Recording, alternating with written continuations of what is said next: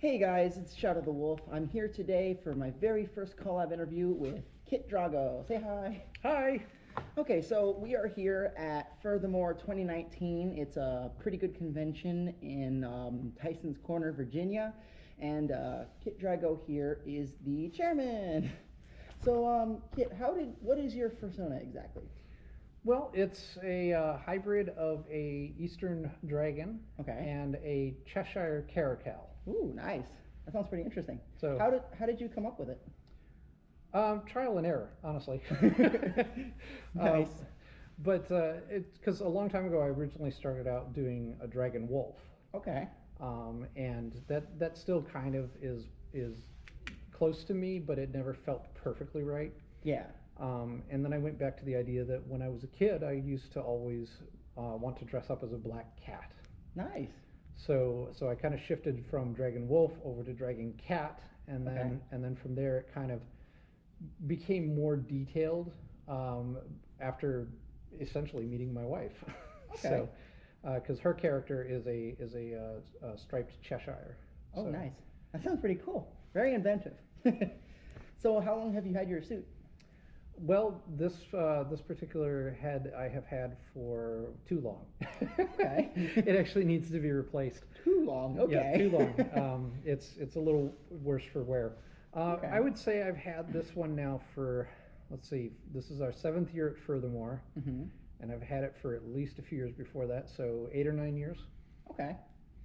All right. So the convention's been going for about 7 years, I guess, since you just mentioned that. Hmm. So where did you come up with the idea for the convention? How did you get into wanting to create one? From First of Us. First of us. I'm Mhm. actually not familiar with that one. So back 8 years ago, Mhm. you're familiar with New Year's Furry Ball, right? Somewhat, yes. Okay. So New Year's Furry Ball happens every year on New Year's. Okay. And there was one year where New Year's fell on the weekend, and because of that, as I recall the story, the hotel that they were in decided that they didn't want to host New Year's Furry Ball. Okay.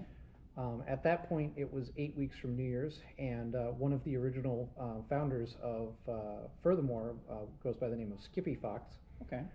put together a convention in 8 weeks and called it First of Us, based on the Friends Festivus. Okay. Um, at the end of that event, because I had been invited to come in and help with public safety, Yeah. at the end of that event, we were sitting around talking, and I made the comment of, why doesn't Baltimore have a furry convention? So true. and from there, it just kind of, we chatted about it for a little bit, but it fell off to the side, Yeah. and then it rotted my brain for about 4 months until I suddenly, out of nowhere, blurted in my living room, "I'm going to start a convention." And then started calling everybody up that I talked to and said, "How do you guys feel about actually doing a convention in Baltimore?" Nice. So, and from there, the rest is history. Okay. So you mentioned it in Baltimore. How did it wind up in Virginia instead? Availability of venues. Fair enough. Unfortunately, it's one of the biggest misconceptions about doing events like this is that you can just call up a place and go, "Hey, we want to put an event there," and they're going to be like, "Yeah, cool, give us your money." Yeah. And really, it's the other way around. You put your event out for bid, Okay. and see who wants to host you. Yeah.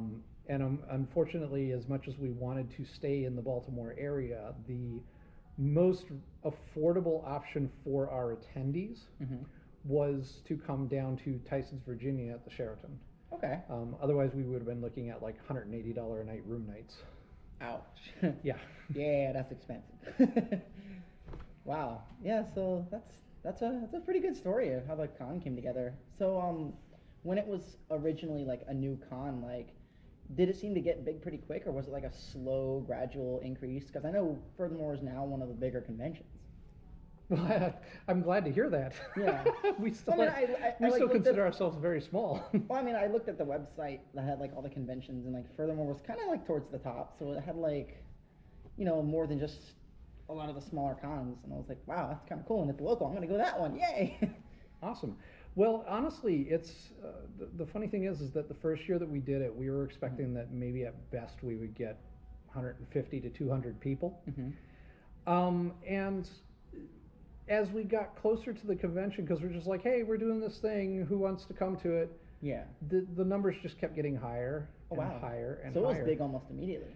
It was double what we expected in the first year. Wow. If I remember correctly, without looking at the Wikipedia right now, Mhm. I think our first year it was 400 and something, and Wow. and we were expecting 150. From there, it's been a pretty steady growth. Wow. So I would say about 10 to 15% increase every year. So furry overload. Yes, it took us by surprise, and it was definitely interesting calling the whole time, going, so I think we need to order more food. Wow. Okay. So what got you into the fandom originally? Aside from like we were talking in the panel just recently, Yeah. the whole idea of I've always been a furry, but what actually got me into the fandom and started getting involved in things was Irme, my wife. Nice. So it was after I met her, because prior to that, most of my furry activities were inside of anime conventions. All right. That makes sense. And what would you say is your favorite part about the fandom, like online or conventions, etc.? I think my favorite part of it is that I love how, as a community, we're very focused on each other. Yeah. It's instead of being a fandom where we're looking at the product that we like, Yeah. we're more like, I mean, community is the best word. We're more like a very close knit community. Yeah. But I've always told people that it's more like a family. True. Very true. You know, we look out for each other, and we even like when we get the new, we just got done in the panel of So Your Kid is a Furry. Yeah. Because we have all these new youngsters coming in, and we're looking at them, and we're going, let's help you guys be the best furry you can be. Cool. Yeah, that sounds pretty interesting. Well, everything put together sounds like the convention came a long way since the beginning. Yeah. It's been a rough road, but yes. Nice. Well, thank you so much for answering my questions. I'm glad I got to have time to sit down and talk to you. Absolutely. Thank Yeah. you for asking me. Thank you so much. All right, everybody. Well, that was Kit and Shadow the Wolf, and that was our interview. Hope you liked the video. Remember to like and subscribe.